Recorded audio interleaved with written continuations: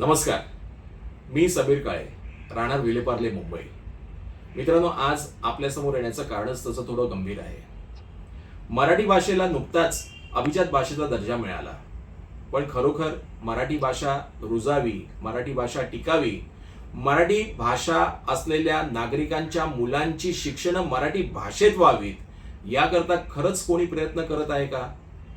हो, शासनाचं मला माहीत नाही, पण पार्ल्यासारख्या या उपनगरामध्ये श्रमिक वर्गातल्या मराठी पाल्यांच्या मुलांना मोफत शिक्षण मिळावं, त्यांचे शिशुवर्ग चालावेत, याकरता विलेपार्ल्यातल्या एक शिक्षिका, ज्या एका नामांकित शाळेच्या माजी मुख्याध्यापिका आहेत, मी नाव घ्यायला पण कमी करणार नाही, पार्लेटियन विद्यालय शाळेच्या माजी मुख्याध्यापिका श्रीमती छाया गाडे या आज माझ्या संपर्कात गेली बरेच वर्ष आहेत. तसं बघायला गेलं तर मी बाईंचा माजी विद्यार्थी आहे. बाई आज पार्ल्यातल्या गरीब विद्यार्थ्यांना मोफत शिक्षण मिळवून देत आहेत, मोफत शिक्षण देत आहेत, त्यांचे शिशुवर्ग चालवत आहेत. बाईंकडे आज 12 ते 15 विद्यार्थ्यांची नोंद आहे.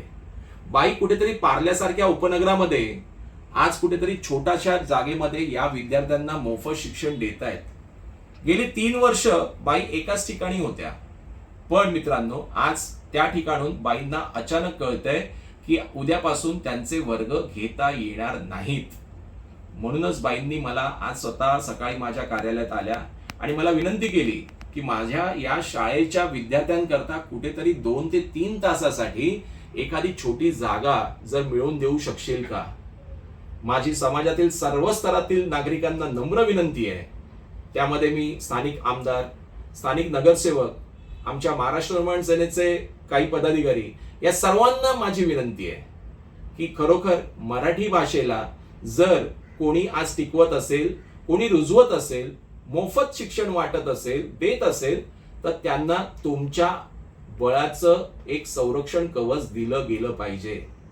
मी माझ्या या व्हिडिओच्या माध्यमातून सर्वांना जाहीर आवाहन करतोय की बाईंकरता, या चिमुकल्यांकरता 2 ते 3 तासासाठी एका वर्ग घेण्याकरता जागा उपलब्ध करून देऊ शकलाल तर मी तुमचा शतशः ऋणी राहीन. विलेपार्ल्यामध्ये सारख्या भरपूर दानशूर व्यक्ती इथे राहतात आणि इथे आपल्याला काही आर्थिक त्यांना सहाय्य करायचं नाहीये. आपल्याला फक्त त्यांना एक छोटी जागा उपलब्ध करून द्यायची आहे, ज्या ठिकाणी आमच्या गाडेबाई त्या लहान चिमुकल्यांचा 2 ते 3 तास वर्ग घेऊ शकतील. बस माझं एवढंच आवाहन करायचंय. खरोखर जर मराठी भाषा रुजवावी, मराठी भाषा टिकावी असं जर कोणाला वाटत असेल तर माझ्या या विलेपार्ल्यातल्या स्टेशन लगतच्या 2 वॉर्ड्समध्ये म्हणजे प्रभाग 84, प्रभाग 85 या ठिकाणी जर आम्हाला कोणी 2 ते 3 तासासाठी जागा दिलीत तर आम्ही त्यांचे शतशः ऋणी राहू. एवढंच या ठिकाणी सांगतो आणि थांबतो. जय हिंद, जय महाराष्ट्र, जय शिवराय.